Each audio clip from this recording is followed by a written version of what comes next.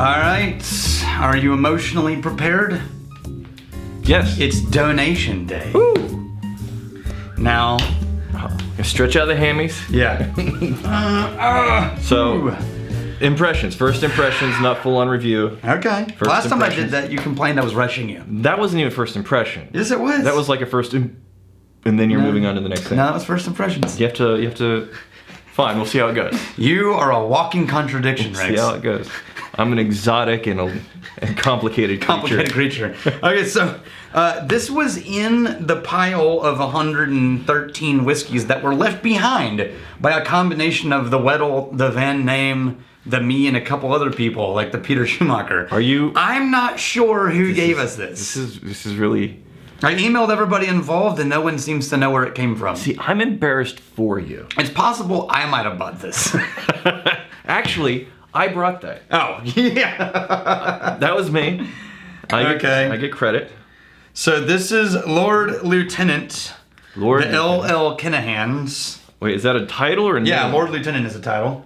Really? Yeah, you didn't know that? Lord Lieutenant? What a great title. I know. Wow. I know. You want to be Lord Lieutenant Rex instead of the mooch? Kinahans. Yeah. Kinahans. So, Kinahans dates back to 1779. Okay. So the name does. Yeah. And actually his involvement in whiskey and spirits. Right. All the way back to then. And then it sort of went through these transitions, and then in the early 1900s it went defunct, and it's been revived now. So they're not distilling it themselves right now, but this is a 10-year-old whiskey. Okay, so Bottled in 2015. I'm getting that plummy, raisiny, pruny kind of dark dried fruit notes. Floral honey. Yeah, I was surprised to get the darker fruity notes on this one as well. It must be just that a little bit longer in the wood just brought out less of the straight butter. Just absurd. I'm trying to keep it classy. Mm-hmm. But yeah. You can't help yourself.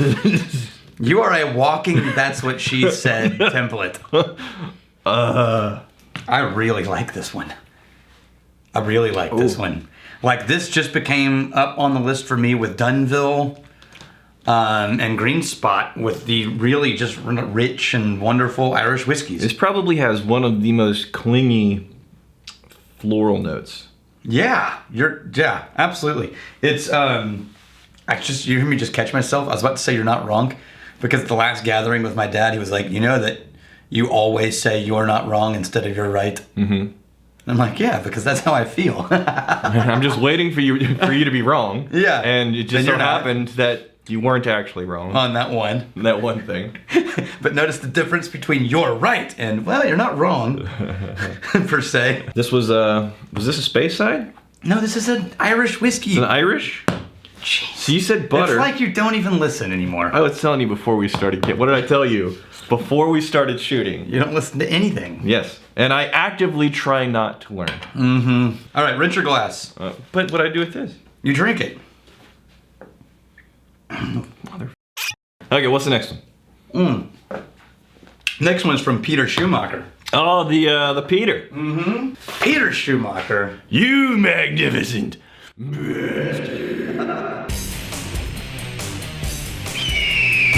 So this is me being unfair.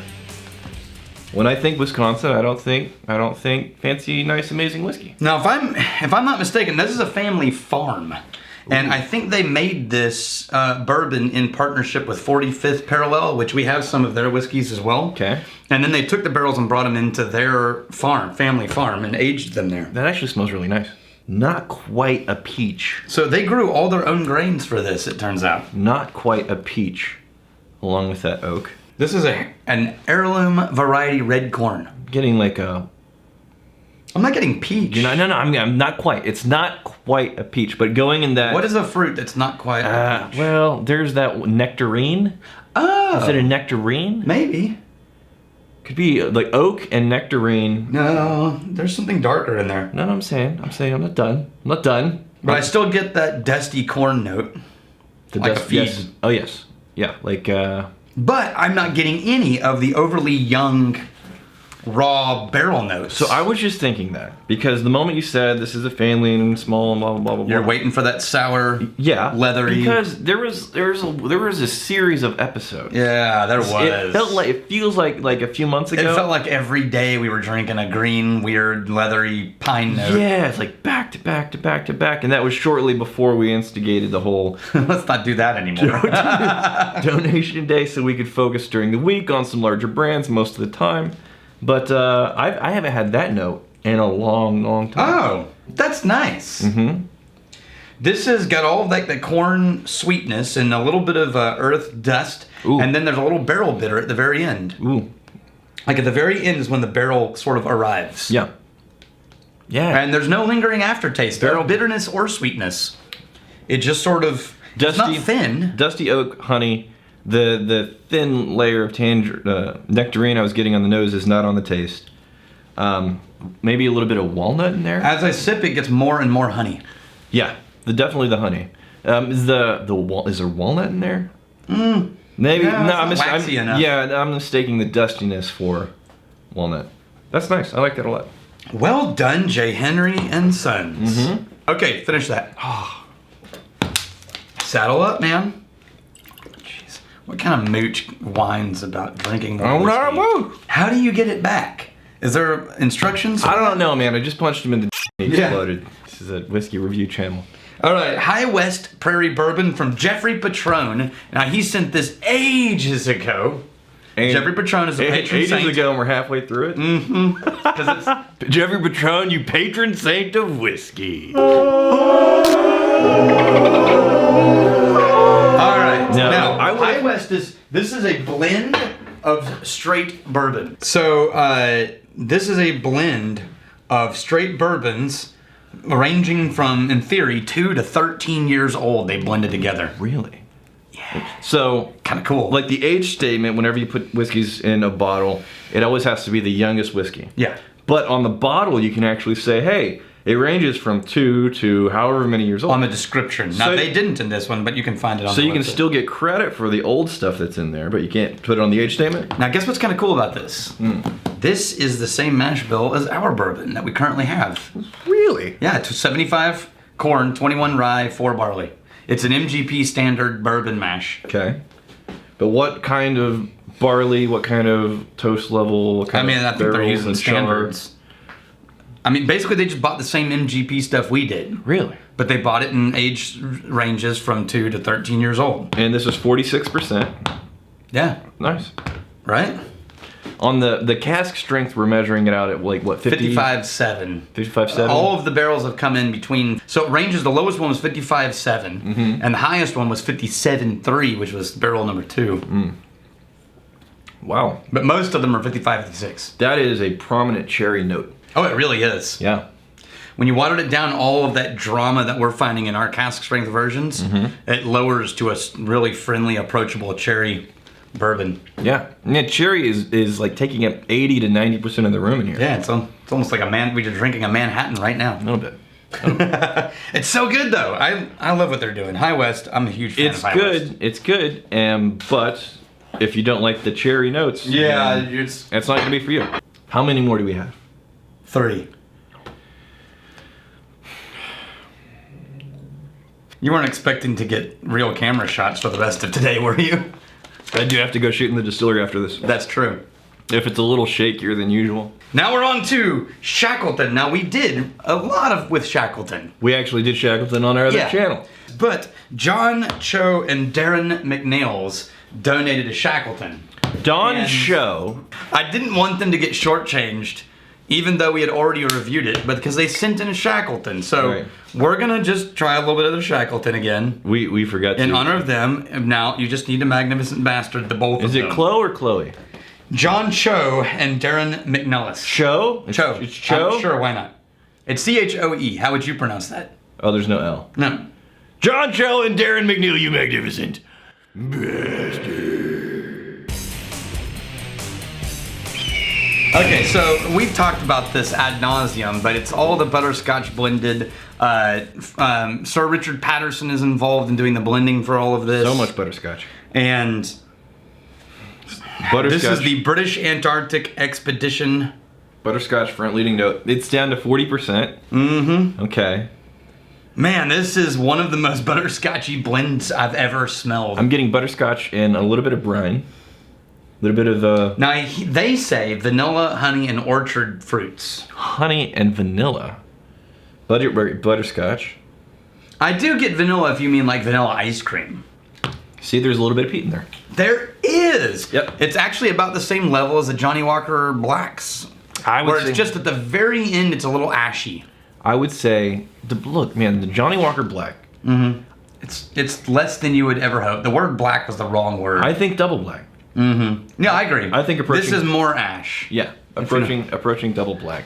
No, so peat smoke can show up in flavors in two ways. Okay. It can show up in what I would consider to be more of the peaty, which is the oily, phenol kind of heavy oil content, or it can show up in smoke, which I think is a more ashy flavor. This is more of the ashy flavor, less of the oily phenol flavor. So, there's multiple notes going on in here. Even though it's 40%, I'm getting honey, brine on the nose, the vanilla, and on the taste, that peatiness definitely shows up, but it's not overwhelming. It still leaves plenty of elbow room for the other notes. I'm getting the whisper of bonfire smoke is what they call it. But that's the ashy taste at the very end. And it is a whisper. It's vanilla and honey, ginger. Ginger and licorice, not so much. No. I'm not buying that. All right. Oh, by the way, for opening new bottles, I got a gift. Yeah. Which we can test out right now. You mean this? Yeah. So. That is serious wax, man. This is Christopher Zarek.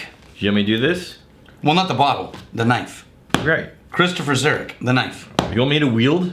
No, I'm going to do it. I can wield. In LeClaire we trust is how he signed his letter. Please find a gift for the vault, as I'm not much of a man of means to be sending bottles, but I wanted to show my appreciation for the channel. Thank you. And may a reinvigorated joy you've provided me in my whiskey journey. We have all suffered too long watching Daniel attempt to open bottles with no knife. And when he does have one, it lacks the class that one would expect from a somm. Please accept this gift to help curb this blight upon the Vervault. You know, you could actually say that about Daniel himself. He named this a number 3, lacks the that one would expect. The handle is made from white American oak barrel staves. I'm no master knife maker. But I figured I could give it a shot. Look at that. He said, be careful, it's sharp. And by the way, I tested it, and it shaved hair off of my forearm. It is extremely sharp. That is super cool. Isn't that awesome? Yeah. Well, why would you reach for the blade? Because I wasn't. You tilted it towards me. Son of a bitch. We're going to lose some limbs on this episode. Hold on. No, don't do that. Wow, that just carves right into it. It does. What are you putting in there? An FU. Luckily, this one has one of these. So, don't really need the knife, but watch this. With almost no effort, that's like it just carves the hole right off the bottom. Atomically sharp. That's some serious shit right there. We now have 2 vault knives we can choose from. Now, this, on the other hand, is from the Rhodes Sisters. The Rhodes Sisters? Which is my mom's maiden name.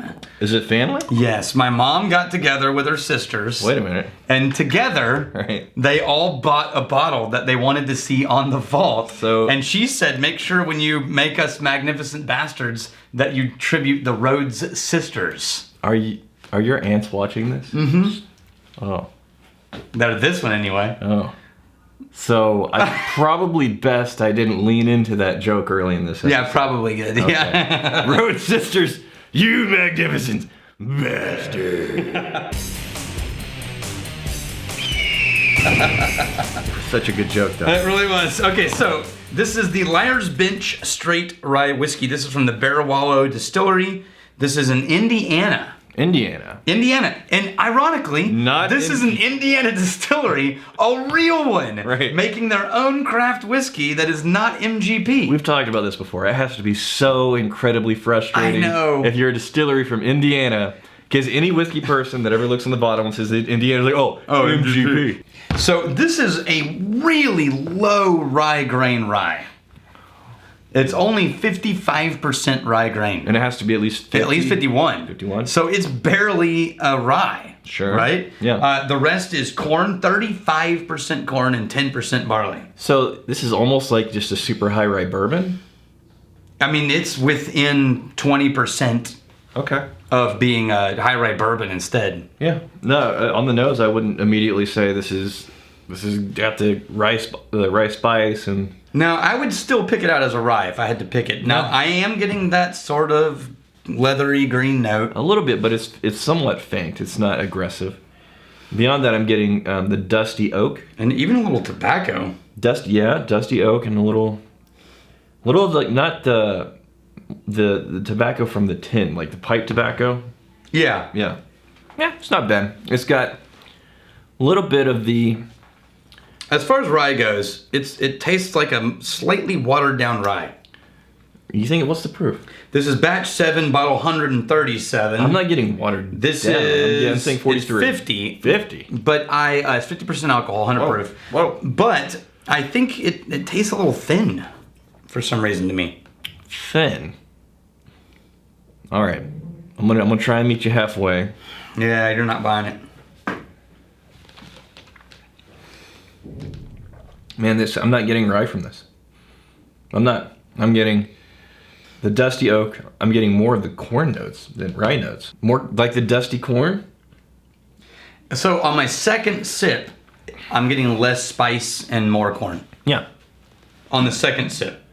All right, and then I'm getting a little bit of that green note, but again, it's probably like third or fourth in terms of the prominence of the various notes. Mm-hmm. Getting the sweet dusty oak, getting the corn. I actually really dig this. It's taken me a second to wrap my head around it, but I actually kind of dig this as one of the more complex and yet not green tasting small batch whiskeys that I've tried recently. You know where I would be drinking this? My brain can't figure it out. Where would you be drinking This is where there is a place in the Ozarks, because I have family in the Ozarks. Oh, yeah. Called Silver Dollar City. Mm-hmm.